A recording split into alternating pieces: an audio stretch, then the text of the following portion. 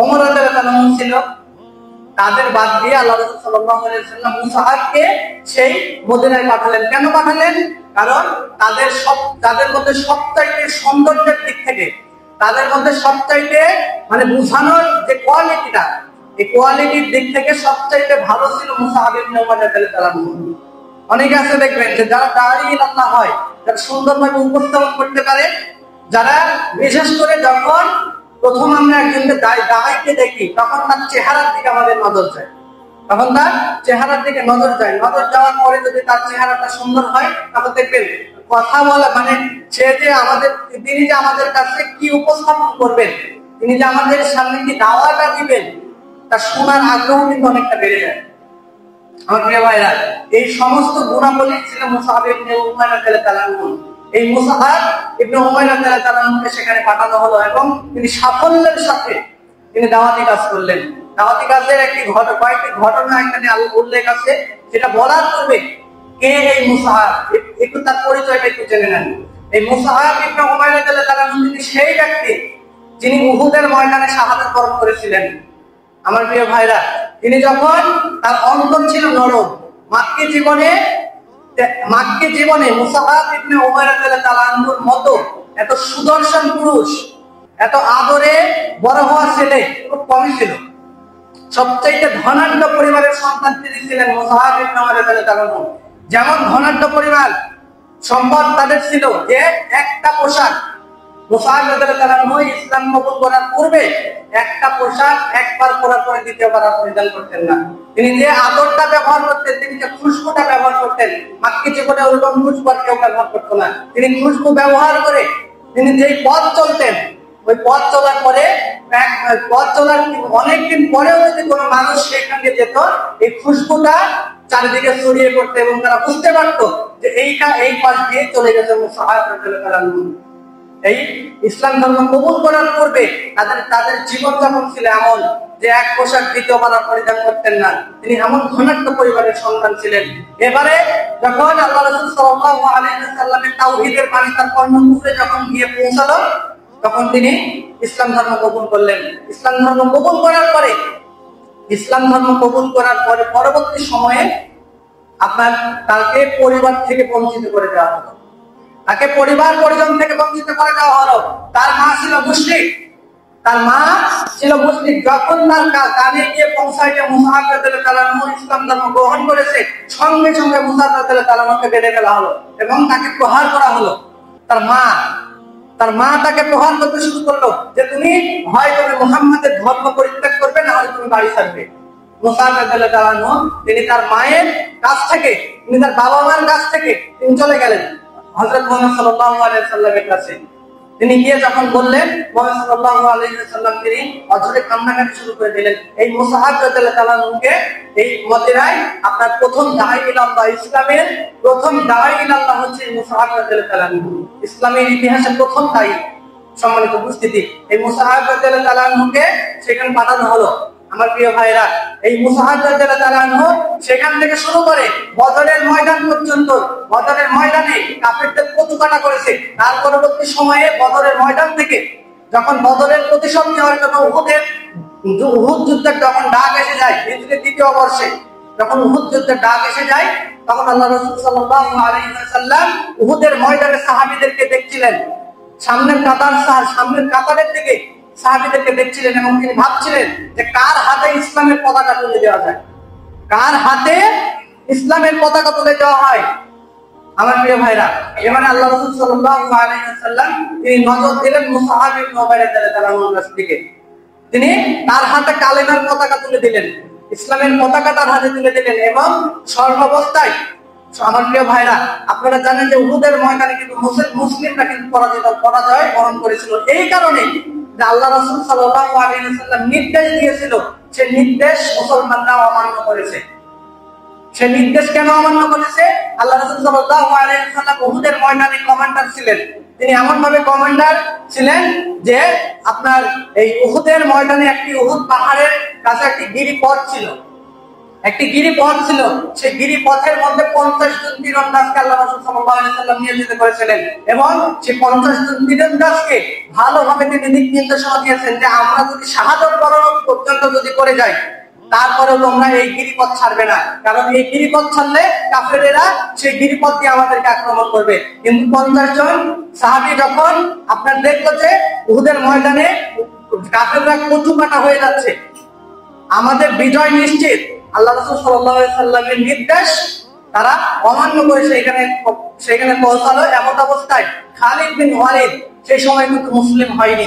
খালিদ বিন ওয়ালিদ এই গিরিপথ দিয়ে মুসলমানদেরকে পাল্টা আক্রমণ করলো। এমন অবস্থায় একের পর এক সাহাবারা যখন শাহাদাত বরণ করলো, এমন অবস্থায় এই সময় মুসাহাব ইবনে উমাইর রাদিয়াল্লাহু আনহু তিনি সঙ্গে সঙ্গে ইসলামের পতাকা নিয়ে তিনি আল্লাহ রাসূল সাল্লাল্লাহু আলাইহি ওয়াসাল্লামের সামনে গিয়ে দাঁড়িয়ে পড়লেন।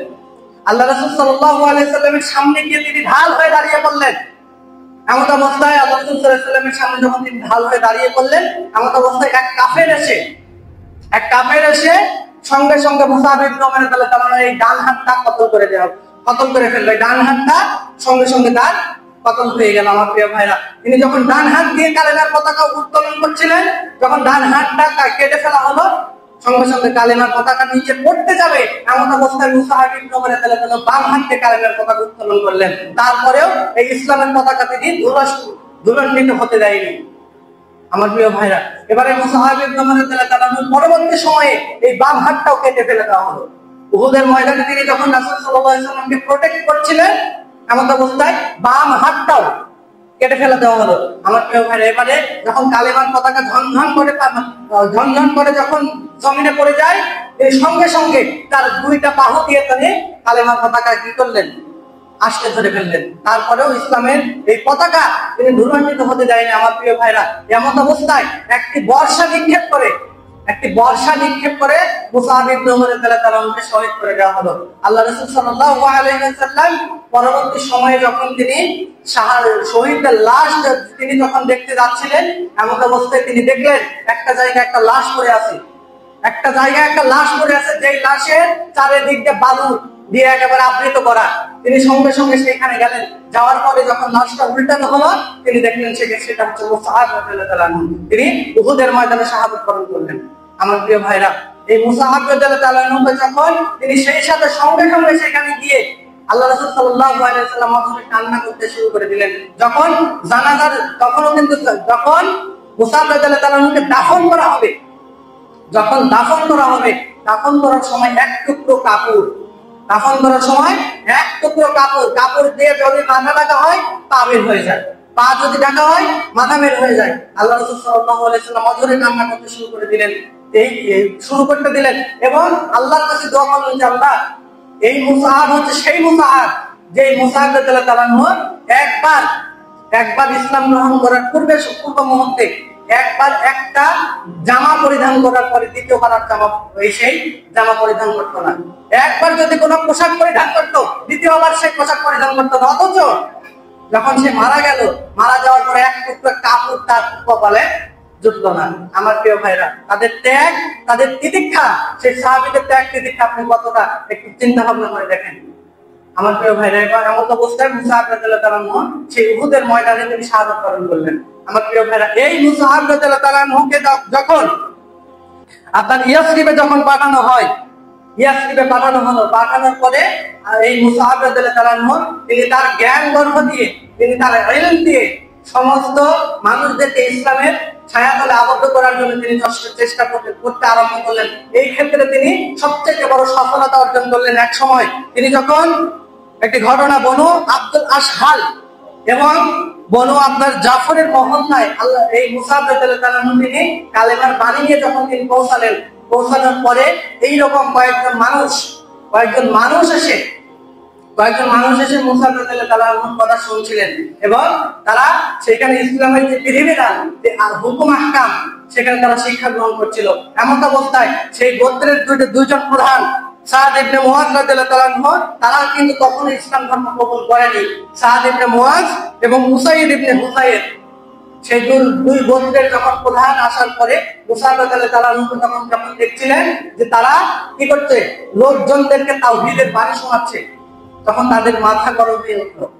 আমার প্রিয় ভাইরা, এ পর্যায়ে মুসাব রাদিয়াল্লাহু তাআলা আসহাবকে নিয়ে তিনি যখন এই মানে তাওহীদের বাণী যখন মানুষের সামনে পৌঁছাচ্ছিলেন, এমন অবস্থায় সাদ ইবনে মুআজ এবং আপনার উসাইদ বিন হুযাইর এদের মাথা গরম হয়ে গেছে।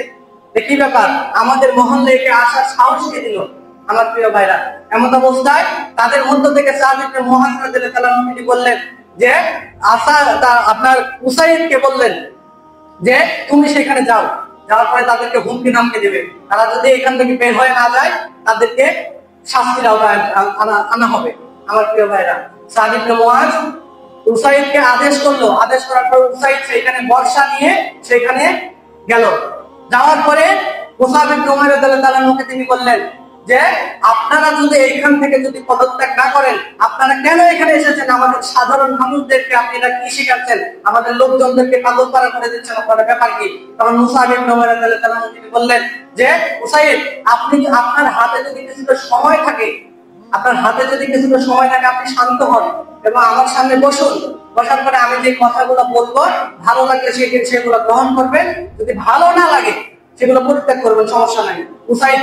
উসাইদ তিনি ছিলেন কিন্তু অত্যন্ত বুদ্ধিমান মানুষ। তিনি সঙ্গে সঙ্গে বললেন যে হ্যাঁ, তার কথাই তো যুক্তি আছে।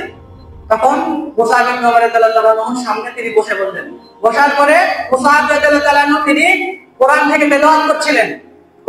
তেলাওয়াত করছিলেন এবং সেই সাথে ইসলামের যে সৌন্দর্যটা, তিনি সেই সৌন্দর্যটা তাদের সামনে শোনাচ্ছিল। এমন অবস্থায় উসাইদ এমন একটা পাগল পাড়া হয়ে গেল। সে চিন্তা ভাবনা করলো যে কি ব্যাপার, এটা তো কোনো সাধারণ বাণী হতে পারে না, আমার প্রিয় ভাইরা। এমন অবস্থায় উসাইদ রাদিয়াল্লাহু তাআলা যে গোত্রের প্রধান, তিনি সঙ্গে সঙ্গে বললেন যে আপনাদের ইসলামে যদি আমি ঢুকতে চাই তাহলে আমার করণীয় কি? মুসাব রাদিয়াল্লাহু তাআলা বললেন, আপনার প্রথম করণীয় হবে আপনি পবিত্রতা অবলম্বন করবেন। আপনি সর্বপ্রথম গোসল করে আসুন, তারপর ওযু করুন, তারপর 2 রাকাত নফল নামাজ পড়ুন। উসাইদ রাদিয়াল্লাহু তাআলা তাই করলেন। তা করার পরে তিনি কালেমা পড়ে মুসলমান হয়ে গেলেন। এমন পর্যায়ে সাদ রাদিয়াল্লাহু তাআলা রাতে যখন তিনি ফিরে আসছিলেন, সাদ ইবনে মুআজ রাদিয়াল্লাহু তাআলা তিনি তাকে দেখে বললেন যে তুমি যে মুখ নিয়ে সেখানে গিয়েছিল, তুমি যে চেহারা নিয়ে আর এখানে আসলে ব্যাপার কি? সাদ রাদিয়াল্লাহু তাআলা সময়ও কিন্তু একই ঘটনা ঘটলো।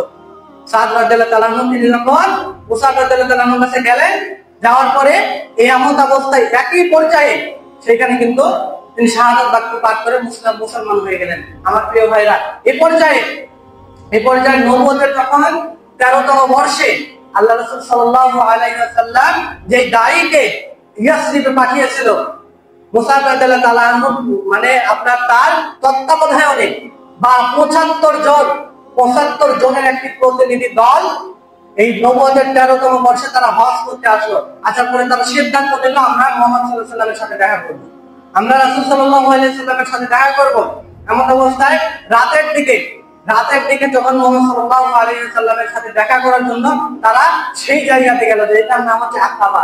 আমরা ইতিহাসের পাতা যদি আপনি সিরাত যদি একটু খুলে দেখেন, দেখবেন আকাবার শপথ, এটাই হচ্ছে আকাবার সর্বশ্রেষ্ঠ এবং সর্বশেষ শপথ।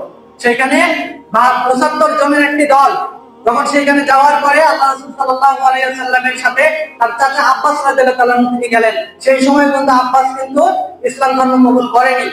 আব্বাস রাদিয়াল্লাহু তাআলার সাথে যাওয়ার পরে এই আকাবায় যাওয়ার পরে আপনার 73 জন পুরুষ এবং 2 জন হচ্ছে মহিলা সেখানে ছিল। 73 জন পুরুষ এবং 2 জন মহিলা সেখানে থাকার পরে সেখানে আল্লাহ রাসূল সাল্লাল্লাহু আলাইহি ওয়াসাল্লাম তাদের সামনে ইসলাম